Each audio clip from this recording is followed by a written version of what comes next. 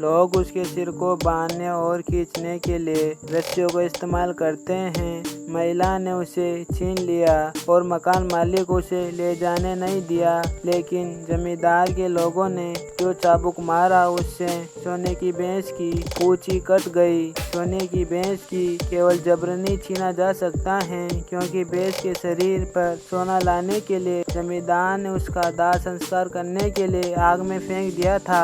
एक अजीब बात हुई, सुनहरी भैंस जलकर पीली हो गई। हर किसी के आश्चर्य के तहत महान नदी में डल गई।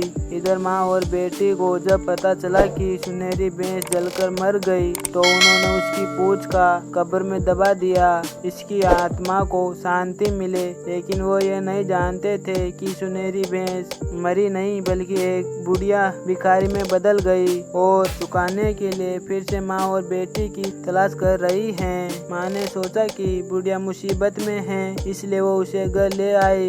यह देखकर कि बुढ़िया बीमार है, माँ ने घर में बचे हुए बैंगनी आलू बुढ़िया के खाने के लिए पकाए। यह देखकर कि वो खा नहीं सकती थी, माँ केवल गीले चावल के बीज ले जा सकती थी और उन्हें एक कटोरा दलिया पकाने के लिए बर्तन में डाल सकती थी। जल्दी ही खुशबू कमरे में भर गई।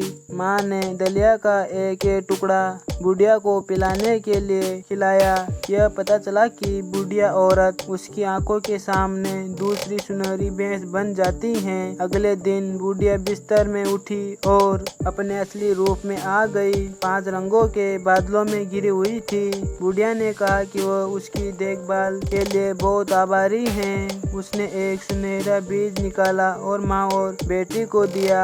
उन्होंने कहा कि इनसे न केवल फसल अच्छी होगी, बल्कि मुसीबत के समय भी इसका उपयोग किया जा सकता है।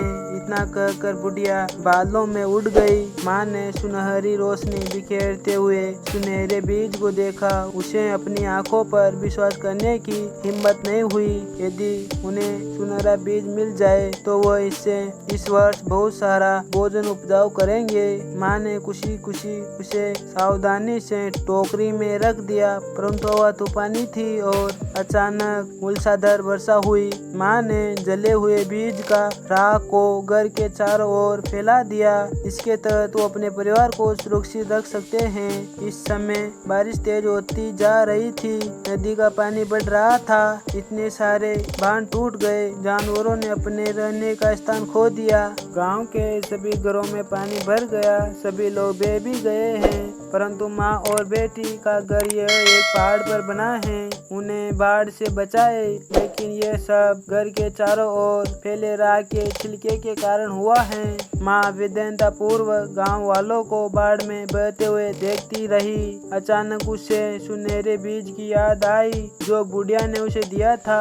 माँ ने उसे आधा काटा, फिर हवा में उछाल दिया। बीज के तो इससे धीरे धीरे बड़े हो गए, जब तक कि वह नाव में नहीं बदल गए। इसलिए वे नाव में चढ़ गए और ग्रामीणों को बचाने के लिए पानी में उतरने लगे। फिर लोगों को किनारे पर वापस लाओ, लेकिन बाढ़ का पानी बहुत ज्यादा था, बहुत सारे लोग संकट में थे।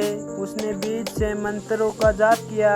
मूल रूप से एक सुनहरा बीज कई जहाजों में बदल गया। जितने भी ग्रामीण बाढ़ में बह गए थे उन्हें बचाया, लेकिन मकान मालिक इतना भाग्यशाली नहीं था। सभी मजदूर पानी में फंस गए, यहाँ तक कि वह भी बाढ़ के पानी में डूब गए। जब बाढ़ का पानी कम हुआ तो लोगों ने मछली पकड़ने के लिए पेड़ लगाकर अपना जीवन बहाल किया।